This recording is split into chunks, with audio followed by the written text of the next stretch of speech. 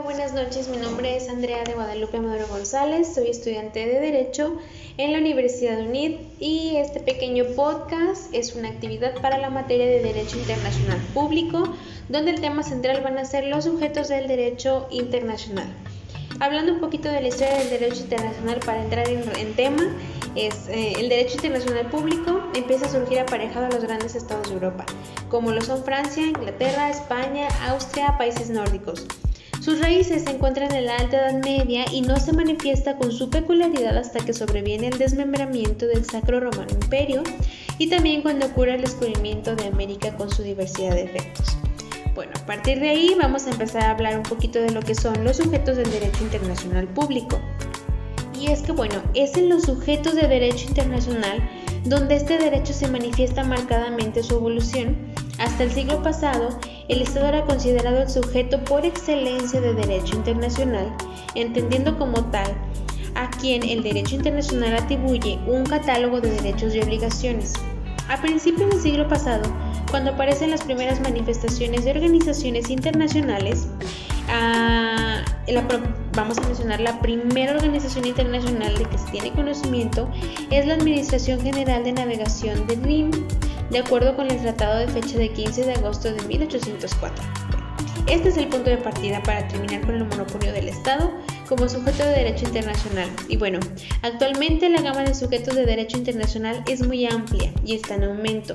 Empezamos con los estados, las organizaciones internacionales, las organizaciones parecidas a las estatales, como bien vienen siendo la Iglesia Católica, la Soberana Orden Militar de Malta, los pueblos que luchan por su liberación, el Comité Internacional de la Cruz Roja, el individuo y demás que se perfilan como nuevos sujetos sobre los cuales la doctrina no llega a un consenso. Entonces vamos a hablar un poquito sobre el Estado. El Estado es el objeto de análisis de varias disciplinas humanísticas.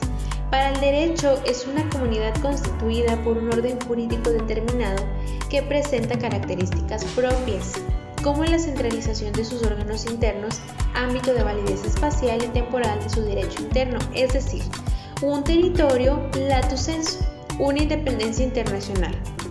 Respecto a la centralización de sus órganos, ya se platicaba que una de las características del derecho interno es que se produce por órganos centralizados del Estado y los que también tienen monopolio de la aplicación de derecho, aun coactivamente en caso de incumplimiento y el Estado asimismo centraliza o monopoliza la función jurisdiccional. Por otra parte, el Estado aplica su imperio en un territorio, este visto en un sentido amplio que comprende la superficie terrestre, el subsuelo, el espacio subyacente y el mar en la extensión y modalidad que fija el derecho internacional. También tiene una lógica de dimensión personal, la población, cuya ausencia hace imposible el derecho. Por otra parte, el Estado se presenta en las relaciones internacionales conviviendo e interrelacionando con un conjunto de estados respecto de los cuales guarda una relación de dependencia, independencia y de igualdad en un sistema descentralizado. El Estado no depende de ningún otro ni de cualquier otro sujeto de derecho internacional. Estas características son manifestación de su soberanía, que como vimos es un elemento fundamental el cual le da estructura al derecho internacional.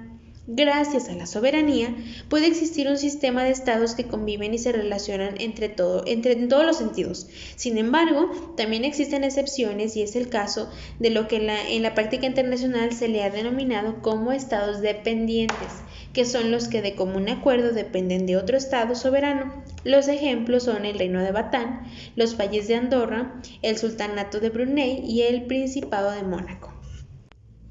Entonces ahora vamos a hablar un poquito de las organizaciones internacionales. Algunas corrientes doctrinales del derecho internacional consideran a las organizaciones internacionales como sujetos derivados del derecho internacional, ya que están formados por estados. Sin embargo, nosotros creemos yo creo también que son sujetos independientes al mismo nivel que los demás sujetos de derecho internacional. El hecho de que estén formados por estados no tiene trascendencia como la que tienen los estados que tengan individuos en su interior. ¿Ok? Las organizaciones internacionales son sujetos indiscutibles del derecho internacional. Tienen características propias que las singularizan de los otros sujetos, son creadas por medio de un tratado internacional y pueden participar en la creación de una nueva organización internacional. Una vez creadas, se diferencian de los estados que le dieron origen, esto es, tienen voluntad propia, independiente, su ámbito de competencia no es territorial, sino funcional, es decir, su competencia se refiere a ciertas materias, pueden ser económicas, culturales, políticas, etc. Poseen un derecho interno propio que regula el funcionamiento de sus órganos internos y su personal. En su actividad exterior están reguladas por el derecho internacional. Entonces, además, la personalidad jurídica de las organizaciones internacionales se caracteriza por la facultad que poseen de mantener relaciones diplomáticas con los Estados miembros u otros terceros. Baste como ejemplo mencionar que la Organización de las Naciones Unidas tiene representaciones diplomáticas en casi todos los Estados miembros. Entonces, ahora vamos a hablar un poquito de lo que son las organizaciones parecidas a las estatales. Bueno, este tipo de organizaciones tienen algunas características similares a las estatales, sin que podamos afirmar que son totalmente organizaciones estatales. Sin embargo, son sujetos de derecho internacional y en esta categoría comprendemos a la Iglesia Católica y a la Soberana Orden de Malta. Entonces, bueno, ahí vamos a hablar un poquito de la Iglesia Católica. Hay una discrepancia en la doctrina de derecho internacional en lo relativo a determinar quién es el titular de la subjetividad internacional, si la Iglesia Católica o la Santa Sede o el Vaticano. Por ejemplo, el maestro Sepúlveda no hace diferencia entre el Vaticano y la Santa Sede, pero la profesora Ortiz Al opina que la Santa Sede y la Ciudad del Vaticano son sujetos diferentes de derecho internacional. En su completísima monografía sobre los sujetos del derecho internacional, el jurista argentino Julio A. Barberis razona que el sujeto de derecho internacional es la Iglesia Católica y un órgano de ella es la Santa Sede. Entonces, la Santa Sede es solo el órgano regular del gobierno que representa a la Iglesia en el plano internacional y que éste es el sujeto de derecho de gentes. Conviene mencionar también que excepcionalmente la Iglesia actúa por medio de otros órganos y aparte reconoce a la Ciudad del Vaticano como un sujeto diferente. Entonces, el 11 de febrero de 1929 la Iglesia Católica y el Reino de Italia celebraron los denominados Pactos de Letrán, mediante los cuales se crea la Ciudad del Vaticano. Para platicar un poquito sobre la Soberana Orden Militar de Malta, nada más vamos a platicar. Bueno, esta es nacida en el siglo VI con fines hospitalarios, en el siglo XI con fines hospitalarios y militares con una importante participación en las cruzadas. Bueno, después de cambios de sede desde 1834 se estableció definitivamente en Roma. Entonces, la Soberana Orden es un fenómeno del derecho internacional, está constituida en nivel interno, tiene una constitución que data del 24 de junio de 1961 y su subjetividad internacional se manifiesta con que tiene posibilidad de concretar tratados con la finalidad de llevar a cabo su actividad hospitalaria y asistencial. También vamos a platicar un poquito de los pueblos que luchan por su liberación. Entonces, la subjetividad internacional se ha modificado rápidamente, sobre todo en este siglo, adecuándose a las necesidades de las relaciones internacionales.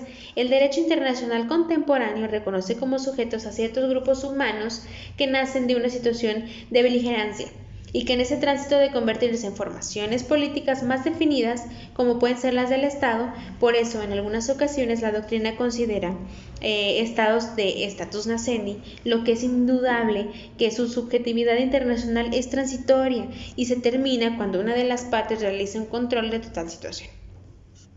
Entonces, vamos a hablar también un poquito de lo que es el Comité Internacional de la Cruz Roja. El Comité Internacional de la Cruz Roja fue creado en 1863 a iniciativa de Henry Dunant y Gustave Moynier, creo que así se pronuncian.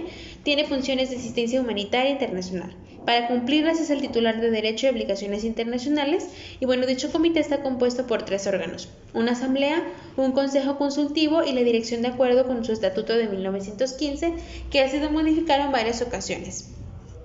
Y por último voy a hablar un poquito del individuo como sujeto de derecho internacional. El individuo tiene una subjetividad jurídica muy limitada. Sin embargo, no hay duda que es un sujeto de derecho internacional.